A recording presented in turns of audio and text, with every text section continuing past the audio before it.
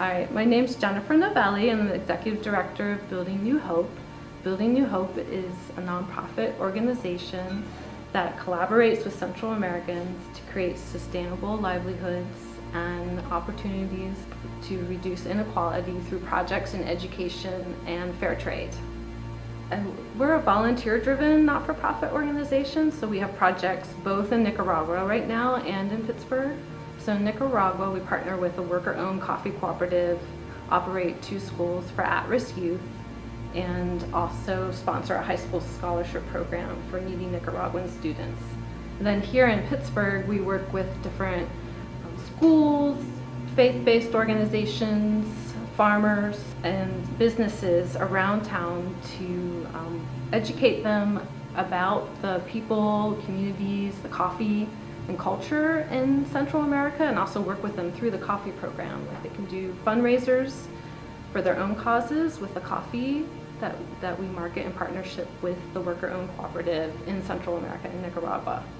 Building New Hope was founded in 1992, and it really actually dates even back a little bit further, as some of its founding members, Barb Wine for instance, were really involved in Central American solidarity movements in the 80s when we think about U.S. intervention in Nicaragua and El Salvador, and had spent time there.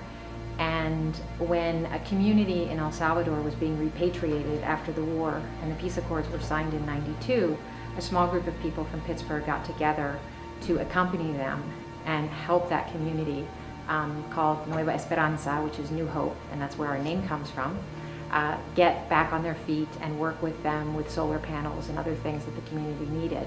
And we partnered with them for quite a long time, and a couple more delegation trips were made, and a few of the people that were on those trips really were so energized by that experience and saw need and a continued need in the community that they decided actually to form an organization. And that's how Building New Hope was born. So originally working in El Salvador. We have a direct relationship with the community, so it's a direct trade.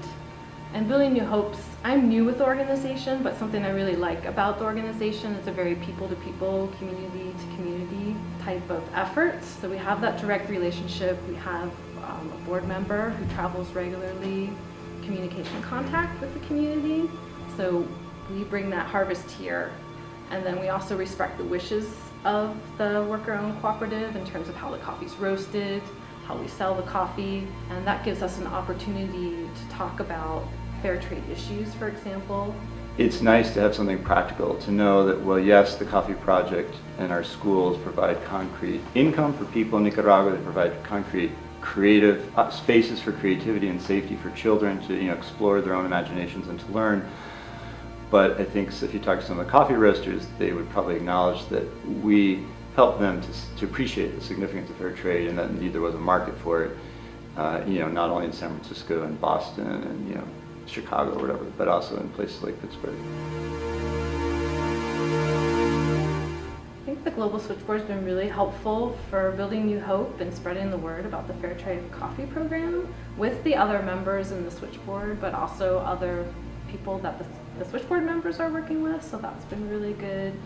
I also think, and frankly thinking about and preparing for this interview, I think this very process of what the Switchboard is trying to do here is, it's an affirmation. And I think if I had to really, again, put it in one word, just thinking about what it is having this group, yeah, there's practical, things you can gain from it, but also it's an affirmative thing that, okay, what we're doing, we're not alone, we're not the only people out there doing it, we share problems, we share successes. In that sense, the Switchboard, by being a physical space, but also by being a voice in a sense, an organized, collected voice to try to advocate for this notion of a global Pittsburgh, or what it could be, I think is great.